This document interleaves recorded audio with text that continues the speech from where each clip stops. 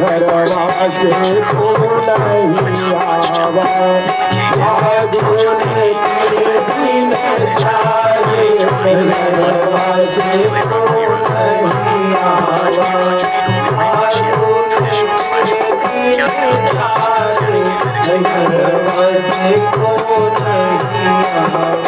अरे भैया जो होती तो आनंद होती, भैया जो होती तो आनंद होती, भैया जो होती तो आनंद होती। अरे भौजी है परब गुमान नैहरवा से को नहीं आवा, भौजी है परब गुमान नैहरवा से को नहीं आवा, फागुन के दिन चारे नैहरवा से को नहीं आवा, फागुन के दिन चारे नैहरवा से को नहीं आवा।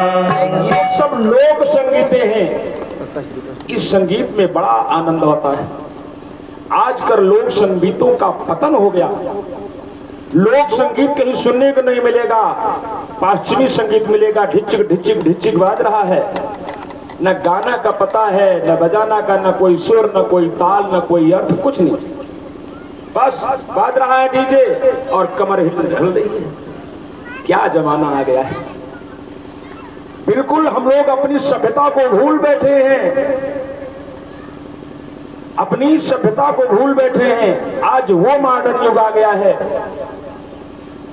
कि शादी है बेटा की और बेटा के बारात में अम्मा नाच रही है। आज मेरे यार की शादी है। क्या जमाना आ गया है। हम लोग अपनी सभ्यता भूलते जा रहे हैं। तो विषय चल रहा था बंधुओं, ये लोक ध्वनि है। ऐसे फागुन में बढ़िया होली गीत गाए जा रहे हैं, धमाल गाए जा रहे हैं, बसंती ऋतु चल रही है, रंग खेले जा रहे हैं। भादों को बहुत अच्छा लगा। एक त्योहार भी आ गया होली का। होली के त्योहार में भादों को खूब पकवान खाने को मिले, बहुत अच्छा लगा।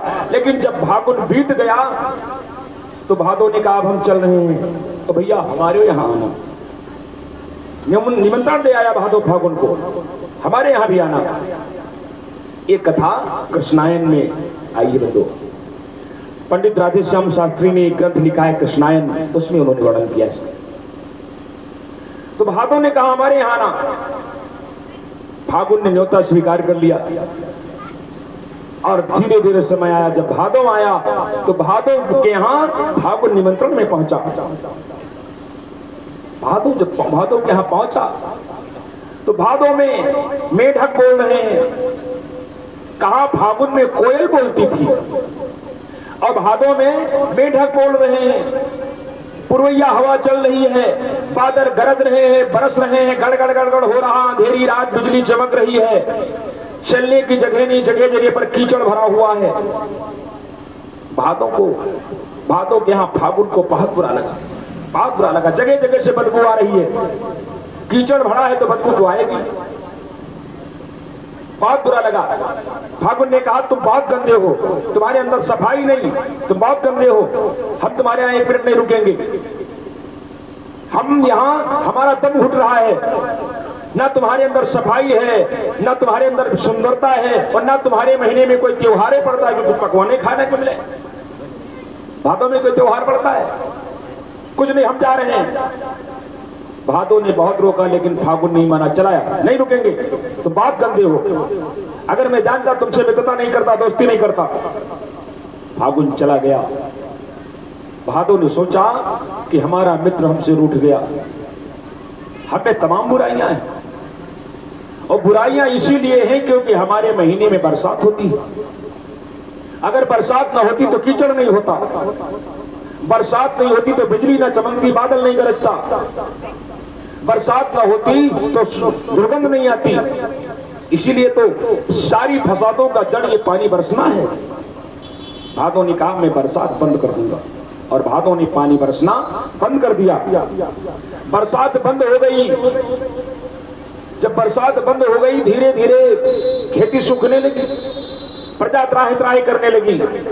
सब लोग जाकर भादों के पास देवता लोग गए, कहा भादो भैया बरसात करो, धरती सूख रही है। भादो ने कहा नहीं बरसाऊंगा, मेरा मित्र मुझसे रूठ कर चला गया है, मेरा बड़ा अपमान हुआ है, मैं जल नहीं बरसाऊंगा। सारे देवता जाकर भगवान के पास पहुंचे, कहा प्रभु आप ही जाकर भादों को समझाओ, कम से कम पानी बरसाए, धरती पर हरियाली है, घास सूख गई है। भगवान जाकर भादों के पास कहा भादो बरसात करो। कहा प्रभु हमारा बड़ा अपमान हुआ है, हमारे में दुर्गंध आती है, हमारे में पानी बरसता, हमारे में बिजली गरजती है, हमारे मित्र ने बड़ा अपमान किया है। और दूसरी बात, हमारे में कोई त्योहार नहीं है, हमारा इस 12 महीनों में कोई सम्मान ही नहीं है। भगवान ने कहा भादो जाओ तुम जल बरसाओ और मैं तुम्हारा सम्मान बढ़ाऊंगा। अब की जो मेरा अवतार होगा तो तुम्हारे महीने में होगा, भादों के महीने में होगा, और 12 महीने में तुम्हारा भी सम्मान बढ़ जाएगा। बतो इसलिए भगवान का अवतार भादों में हुआ।